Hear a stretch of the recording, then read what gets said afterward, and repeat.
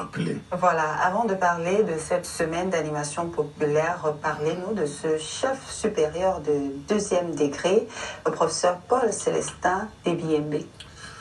Bon, je pense que si je lui avais posé la question de savoir s'il fallait que je parle de lui, il m'aurait répondu par la négative. Ah oui. Et oui, parce que il n'est pas narcissiste. Mais le professeur Paul Célestin Debiembe est un homme bien connu dans les milieux politiques. Il est membre du comité central, conseiller du secrétaire général du comité central du RDPC. Il est enseignant. Il est enseignant et il a été directeur général de la SOPECAM. Et présentement, il est président du conseil d'administration de l'université, n'est-ce pas, de Cham. Oui. Il a été chef, chef du 3e degré. Aujourd'hui, il est monté en grade. Oui. Il est chef supérieur du 2e degré. Donc, pour tout dire, c'est pluridimensionnel qui occupe la place qu'il faut, n'est-ce pas, dans le cadre de nos traditions. Voilà. Quand aura lieu cette cérémonie d'installation?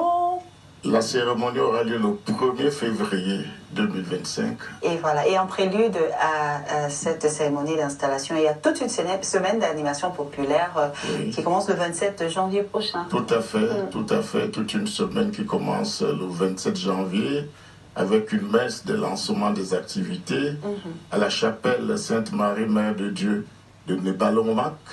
C'est le chef-lieu de la chefferie supérieure. Et le mardi 28 janvier, nous aurons un match de football présidé par Madame le sous-préfet. Et le mercredi, nous aurons une marche sportive appelée traditionnellement au Pénémonen, parce que nous avons voulu traduire. Qui veut dire quoi? Qui veut dire se détendre. Oh d'accord, voilà. Ah, c'est bien. Et nous aurons également dans l'après-midi ce qu'on appelle le Yolop, qui est également un spectacle culturel. Peut-être nous donner simplement les grands points de toute cette semaine-là. Oui, les grands points, c'est cela, c'est les activités culturelles. D'accord. Vraiment, c'est beaucoup plus la mise en exergue de nos activités culturelles et traditionnelles. Par exemple, la course du palmier. Oula! Voilà. Je souhaite voir ça. J'en veux participer, oui. Palmier, des choses qu'on n'a pas vues depuis longtemps. Ah oui. Vous avez un concours culinaire, c'est des choses qu'on n'a pas vues longtemps. En tout cas, c'est la mise en exergue, n'est-ce pas, de nos traditions, de nos cultures, et dans un cadre de rassemblement, parce qu'il y aura beaucoup de personnes qui viendront de loin. Et en 30 secondes pour conclure, peut-être un message fort à tous ces Camerounais qui regardent, inviter ces personnes qui voudront, par exemple, participer à cette cérémonie. Oui, le message fort, c'est de demander à ces Camerounais de venir découvrir le canton Ekonge, parce qu'il est riche. Il est riche sur le plan culturel, sur le plan artistique.